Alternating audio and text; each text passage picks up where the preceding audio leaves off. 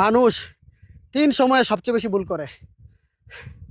প্রথমত, সে যখন বেশি অভাবে থাকে। দ্বিতীয়ত, সে যখন সবচেয়ে বেশি সুখে থাকে। আর তৃতীয়ত, যখন তার পকেটে সবচেয়ে বেশি টাকা থাকে তখন।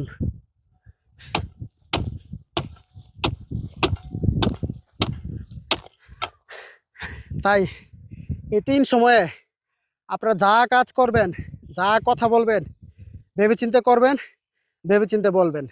তাহলে দেখবেন যে কাজে ভুল হবে কম।